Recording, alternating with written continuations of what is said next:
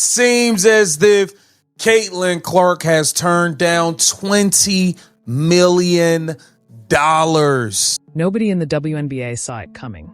Not the players, not the coaches, not the executives who had already drafted the press releases and pre-scheduled the headlines celebrating what they believed would be the biggest contract acceptance in league history.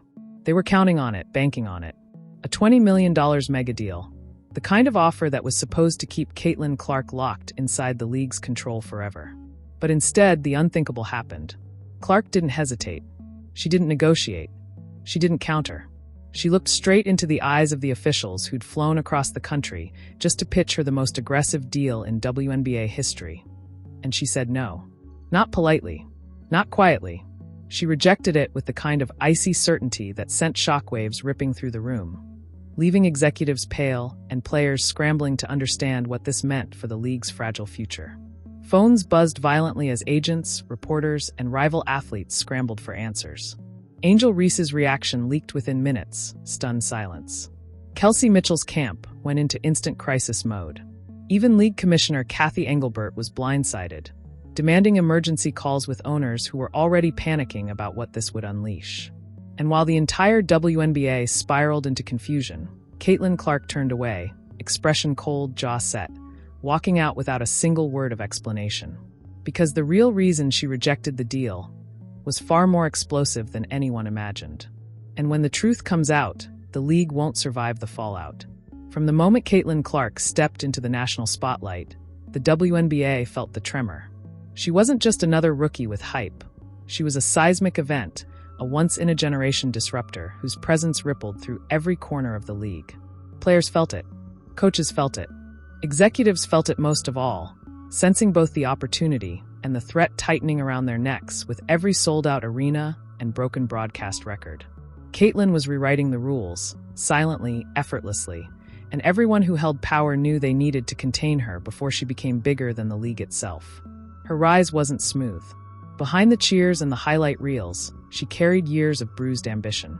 Growing up, she'd been told she was too flashy, too bold, too confident, criticized for having the kind of swagger men were applauded for.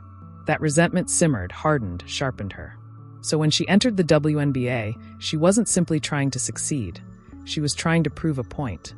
She didn't owe anyone permission to be great. But that confidence triggered something dark among certain corners of the league. Jealousy began to coil through locker rooms. Some players whispered that she was getting too much attention, that her fame was overshadowing veterans who had paid their dues. Others accused her of being the league's golden girl, claiming she was being protected, branded, elevated by media machines hungry for a hero. Still, the resentment could have stayed under the surface, if not for the explosion of social media. Every triple-double she dropped created viral storms. Every hard foul against her launched debates. Every player who so much as glared at her became a trending villain. Suddenly, entire careers were being judged in real time by millions of fans who lived online and breathed controversy. That pressure began to break people. Some stars snapped publicly, posting cryptic messages about fake narratives. Others lashed out in interviews. Some simply grew cold, avoiding Clark in locker rooms, refusing to acknowledge her meteoric influence. For the first time in WNBA history, a single rookie had the power to completely shift the emotional gravity of the league, and everyone felt the pull. But the executives? They saw opportunity. They saw dollar signs. They saw the future of the league resting on Caitlin Clark's shoulders, and they planned accordingly. They wanted her locked down, secured, controlled. A multi-year, $20 million deal wasn't generosity. It was strategy. They needed Caitlin to stay, needed her to continue the ratings surge, needed her to protect the league's fragile upward trajectory. Without her, everything could collapse. And they thought she'd take it. They thought she'd be thankful. They thought she'd fall in line. But deep inside, Clark was battling her own storm. The fame felt suffocating. The expectations felt impossible. And the whisper campaigns from certain players, accusing her of being manufactured, media-made, privileged, cut deeper than anyone realized. She never showed it publicly, but behind closed doors she was exhausted, frustrated, and done being treated like a commodity. Then came the moment everything cracked. A closed-door meeting between Clark and top WNBA executives turned from celebration to tension within minutes. They pitched the contract with forced smiles, talking about brand alignment and long-term league stability. But Caitlin saw through it. She saw strings, obligations, hidden agendas shaping her future before she even had a chance to breathe. What broke her, though, wasn't the contract. It was what she overheard when an executive didn't realize she could hear them. A careless comment, a dismissive remark, something that reduced her entire historic impact to a bargaining chip. That moment hit harder than any foul she'd ever taken. And suddenly the offer that was supposed to secure her future felt like a trap tightening around her career, her image, her autonomy. She felt cornered, manipulated, forced into a role she never asked to play. The emotional weight became unbearable, and the fury she'd kept buried finally erupted. So when she walked back into the boardroom, when she stared directly at the executives who had built their future on her name, when she told them she was rejecting everything they'd planned, she did it with the clarity of someone who had finally realized her own power. The WNBA had tried to shape her, control her, contain her. But Caitlin Clark had just made one thing very clear. She wasn't here to save the league. She was here to change it, even if it burned everything down. And this was only the beginning of the chaos that would follow. Because the real shock wasn't her rejection. It was what her rejection uncovered. The moment Ariana Steele stepped onto the court, the arena trembled with a kind of electricity the WBL hadn't felt in years. She wasn't just another rookie, she was a phenomenon. The kind of player who made fans argue, analysts foam at the mouth, and veteran stars feel their legacy tremble beneath their feet. But behind all the noise, behind the sold-out arenas and the exploding social feeds, something darker was brewing. Something most fans didn't see, but the players felt. A shifting pressure inside the league, a rising tension between generations, and the silent fear that the WBL was entering a new era where everything would be rewritten. And it all began with a practice that should have been routine. Ariana was running shooting drills after hours, the kind of thing coaches love to brag about for media narratives. But on this night, it wasn't admiration she earned. It was interruption. Camilla Grant walked in with that unmistakable veteran confidence, the aura of someone who'd seen everything, won everything, and built an empire with her bare hands. But lately, she felt that empire cracking. And the reason was standing right in front of her, draining threes like the league belonged to her. "You don't need to be here late," Camilla said, her voice echoing in the empty gym. Ariana didn't stop shooting. "I do." Camilla wasn't used to that. Not from rookies. "What you do affects more than you think," Camilla warned. "Spotlights aren't free." Ariana finally paused, grabbing the ball. "I didn't ask for one." "That's not how it works," Camilla replied. "You shine this bright, someone pays the price." Ariana's eyes narrowed, not in disrespect but confusion. "Are you saying it's you?" Camilla didn't answer, because she didn't have to. Days later, the tension erupted. At a private meeting between team leaders, no cameras, no reporters, a storm formed around Ariana's sudden rise. Veterans argued she was destabilizing the league. Younger players said the vets were intimidated.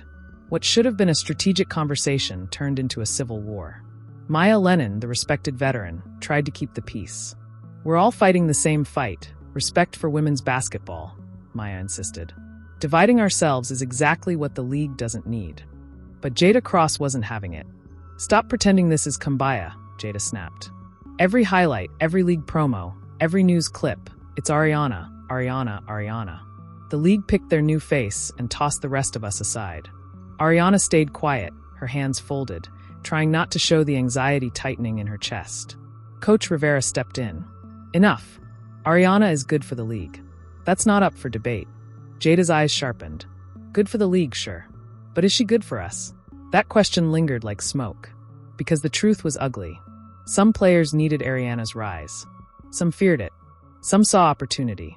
Some saw extinction. But Commissioner Lena Brooks, she saw dollar signs. Off camera, the league was shifting faster than players could keep up. The commissioner's office began restructuring media contracts. Ariana's face plastered across promos wasn't an accident. It was strategy. Ticket sales, streaming numbers, global market reach. She was the key to a long-overdue surge. But that surge threatened everything Camilla built. For over a decade, she was the heartbeat of the league. And now a rookie was rewriting the script without even trying. Camilla wasn't jealous. She was scared. Because when leagues chase new stars, they often discard the old ones. And she wasn't ready to be discarded. The final straw came during a nationally televised game. Ariana had a breakout performance, 41 points, 9 assists, the type of game that cements legends. Fans erupted. Analysts labeled it a changing of the guard. But in the locker room afterward, Camilla slammed her locker shut so hard the hinges shuddered. "She keeps this up, they'll replace us all," Camilla muttered to Maya. Maya placed a calming hand on her shoulder. "She's not your enemy." Camilla shook her head. "Then why does it feel like she's my replacement?" Before Maya could respond, the locker room door opened, and Ariana walked in. Silence. Heavy, suffocating silence. Ariana looked straight at Camilla, her voice barely above a whisper. "I'm not here to take your legacy." Camilla stared, unmoving. Ariana swallowed. "I'm here because of it." For a moment, something softened in Camilla's expression. One heartbeat, one crack in the tension, and then like an ember hitting gasoline, everything changed. Coach Rivera stormed into the locker room, panic etched across her face. "Everyone, emergency meeting. Now." League headquarters. Something's happened. The players exchanged tense, confused looks. "What happened?" Ariana asked. Rivera inhaled sharply. "It's the commissioner," and a leaked file. The room went silent as the next slide snapped onto the screen, and the air thickened with disbelief. Across the glowing projection, bold red text sliced through the tension like a blade. Star priority realignment. Revenue-focused player redistribution proposal. Ariana felt her stomach twist. She didn't know what any of it meant yet, but she could feel the storm building around her name like a target that had been waiting to be painted on her back. Lena Brooks swallowed hard. This document outlines a proposed restructuring of league marketing, contracts, media access, and national spotlight allocation, built entirely around a small group of newly rising athletes. Every veteran in the room stiffened. Camilla slammed a palm on the table. "So it is about phasing us out." Maya's jaw clenched as she studied the chart. Her face drained of color. "Look at the labels. Group A, Group B, Group C," she pointed slowly. Group A, elevate to premier tier immediately. Group B, phase down over 3 seasons. Group C, non-essential market contributors. Ariana followed her finger, and when her gaze landed on Group A, her breath caught. Her own name was listed first. Arlana Reyes, primary market priority, immediate elevation. She couldn't breathe. Her teammates stared at her with a mix of shock, fear, and something darker, a jealousy wrapped around betrayal. Maya leaned back in her chair, hands trembling. "So that's why they pushed her so fast, why the press suddenly won't call anyone else, why every headline has her name in it." Ariana shook her head. "I didn't know. I swear." But no one responded. The silence was louder than any accusation. The following slide appeared automatically. Projected financial redistribution 2025 to 2030 marketing allocation increase. Group A plus 350% marketing allocation decrease. Group B minus 180% national broadcast demand shift. 64% Group A legacy player visibility reduction guidelines. Maya inhaled sharply as she read the last line. "Visibility reduction? They're burying us," Camilla whispered. "They want the old faces gone." A murmur consumed the room. Anger, panic, disbelief. A raw mix of every emotion boiled under fluorescent lights.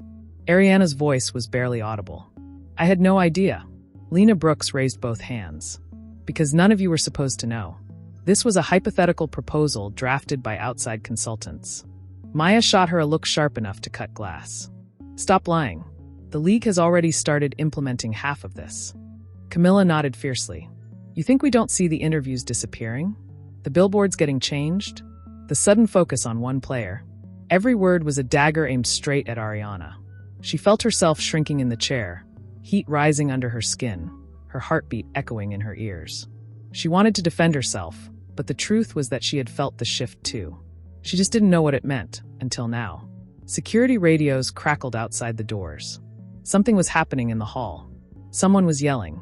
But inside the room, the storm was already reaching its peak. The next slide snapped up. Fanbase reaction predictions, potential backlash from veteran supporters, potential cultural divide between old guard fans and new era fans, high likelihood of online warfare, risk of locker room divides and inter-team resentment, probability of league instability. 72%. Maya scoffed bitterly. "So they knew this would blow us up from the inside and still pushed it forward." Camilla leaned toward Ariana, eyes burning. Did you know they planned to shove us aside for you?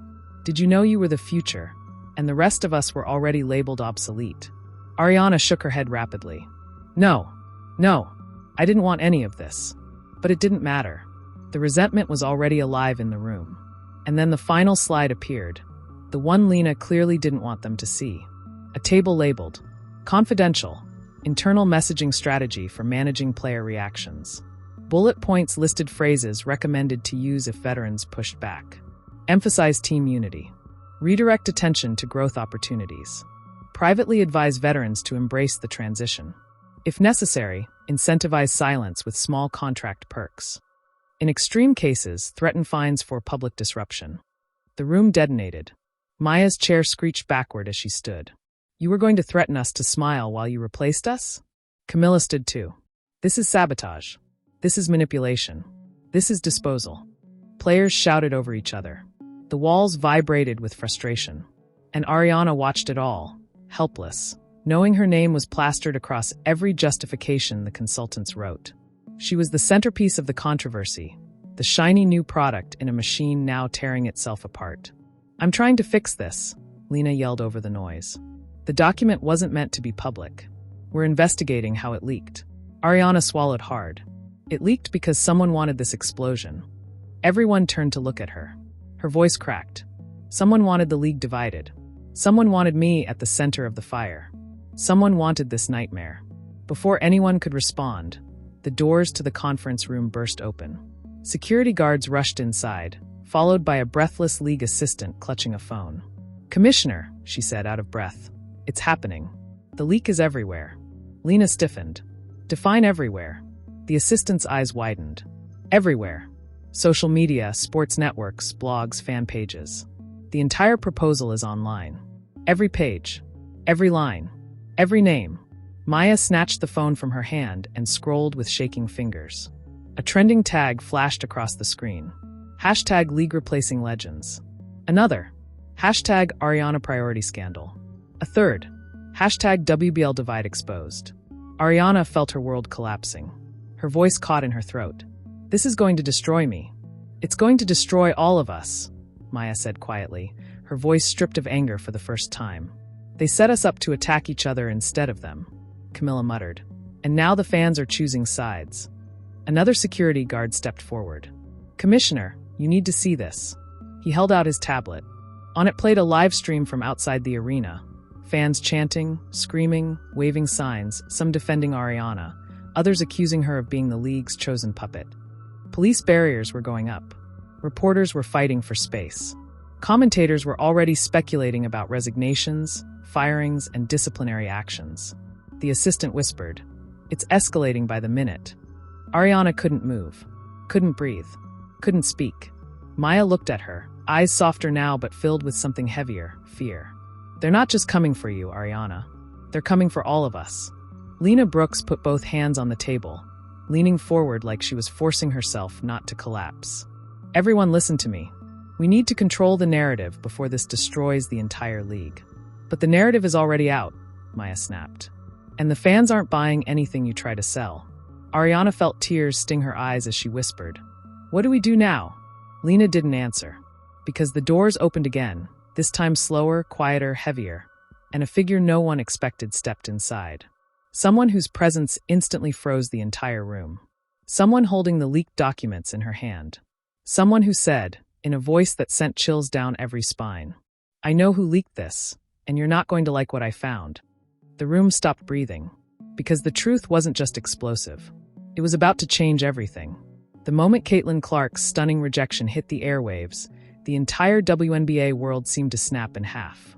The league had spent months crafting an unprecedented offer, the kind of multi-million-dollar package that was supposed to rewrite history, unite the fan base, and silence critics claiming the league never invested properly in its stars. Instead, Clark's refusal detonated across social media like a meteor, and within minutes, the meltdown spiraled into something no one was prepared to handle. Fans flooded timelines with disbelief, confusion, and fury.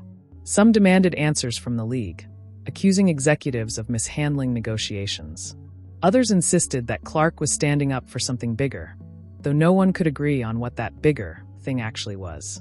Every influencer, podcast, and sports page began spinning their own version of the truth, and each narrative only fueled more chaos. The WNBA itself was eerily silent.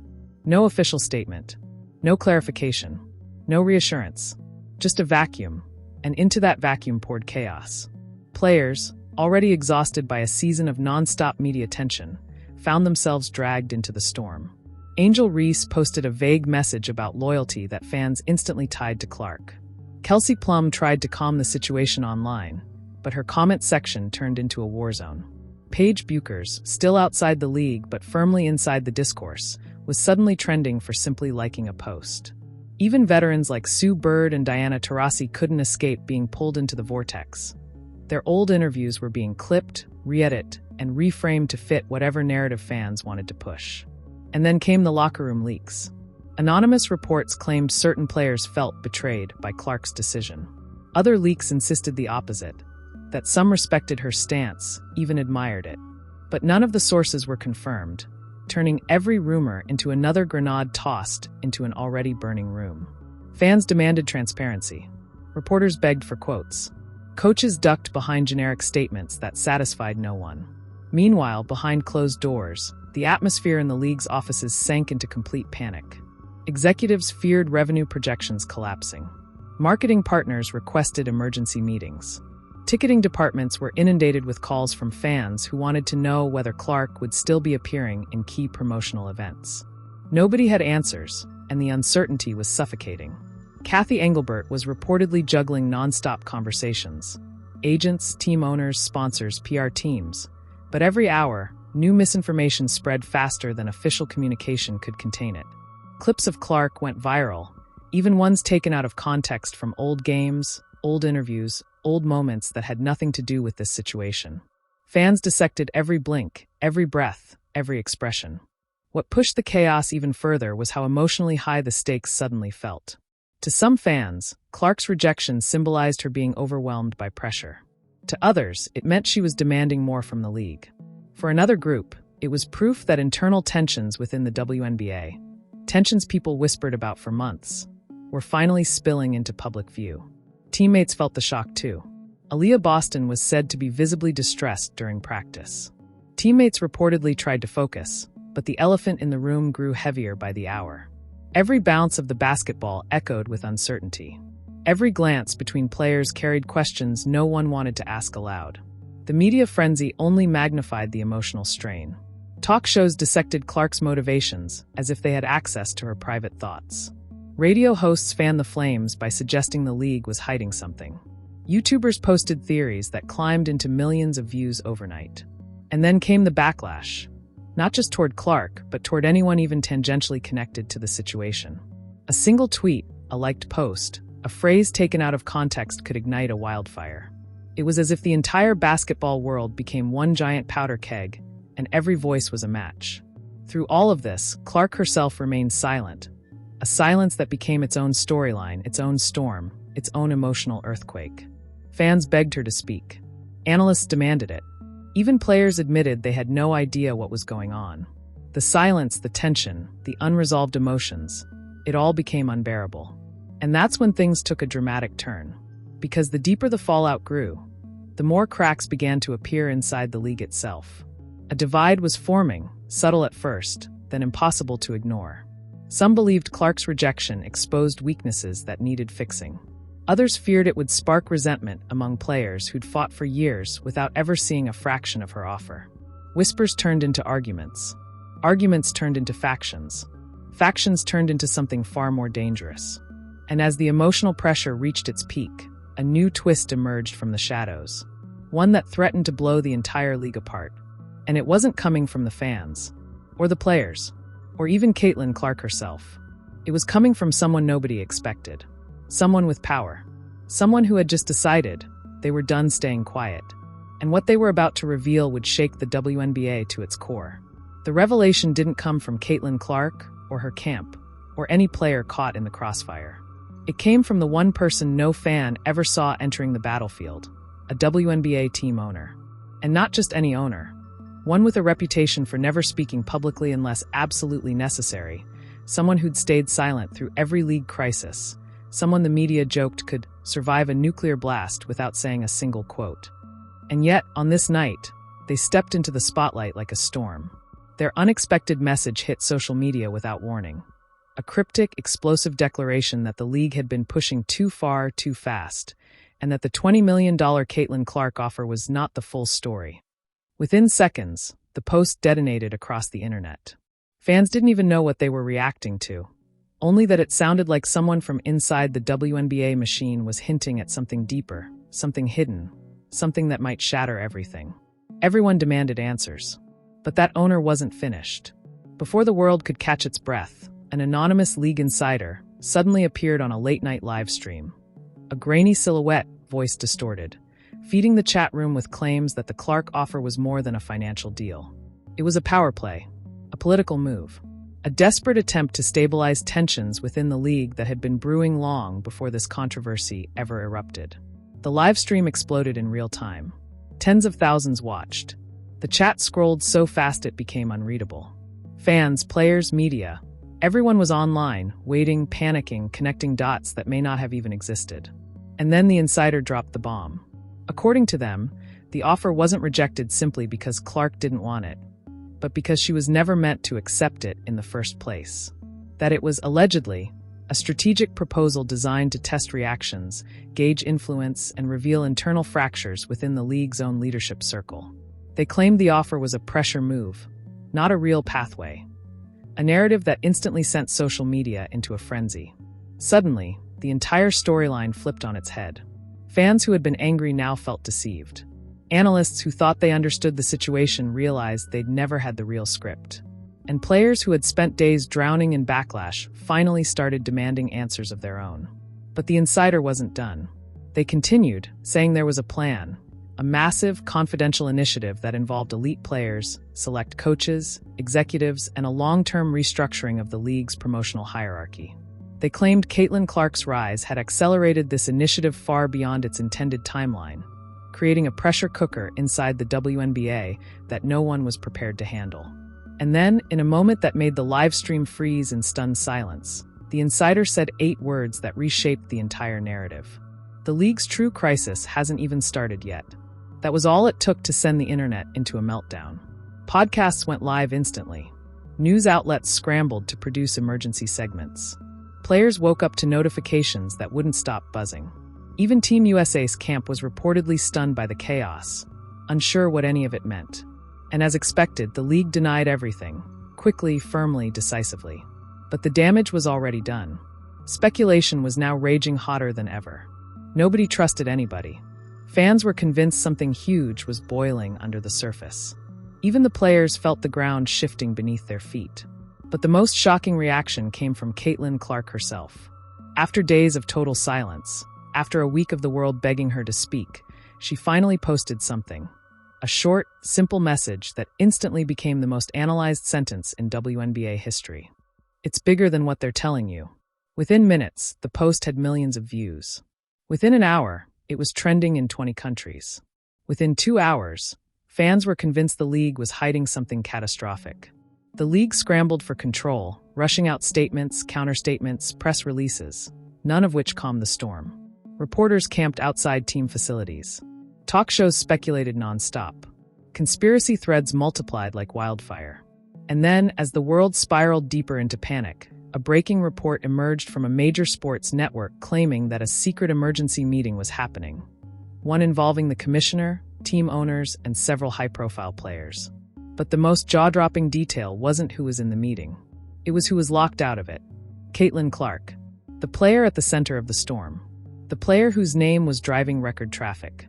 The player whose silence and refusal had sparked the league's biggest crisis. Fans erupted. Why wasn't she in the room? What were they deciding without her? What were they hiding? The outrage grew until the network dropped one final detail. A decision was being drafted. A decision involving Clark. A decision involving the future of the league. A decision that insiders described as unprecedented. The world froze. Nobody knew what that decision was. Nobody knew who it targeted. Nobody knew how explosive it would be. All anyone knew was this. When the doors opened, the WNBA would never be the same again. And the person who would be hit the hardest was Caitlin Clark. because the league's final decision was about her. And it was coming. Tonight.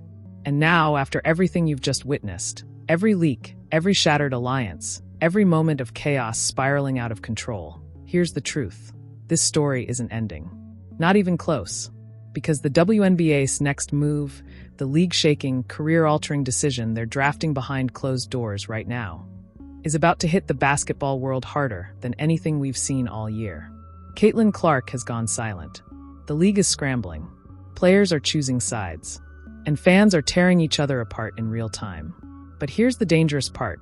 Nobody knows what's coming next. Will the league punish Clark? Will players walk out? Will owners revolt? Will the entire WNBA structure collapse under the pressure of its own internal power war? We're about to find out.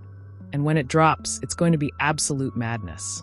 So if you want to stay ahead of every twist, if you want the inside story before anyone else, if you want every leak, every meltdown, every moment of this historic WNBA conflict the second it breaks, Backhand Index Pointing Right, hit that like button right now. Backhand Index Pointing Right, subscribe so you don't miss the next explosive chapter. Backhand Index Pointing Right, turn on all notifications because this saga is moving fast. What's coming next will change everything. Reputations, careers, contracts, alliances, the entire future of women's basketball. And trust me, you're going to want to see it unfold the moment it happens. This isn't just a story anymore. This is a battle for power, influence, and the soul of the league. And the next episode? It's going to be the wildest one yet. Stay locked in. Fire.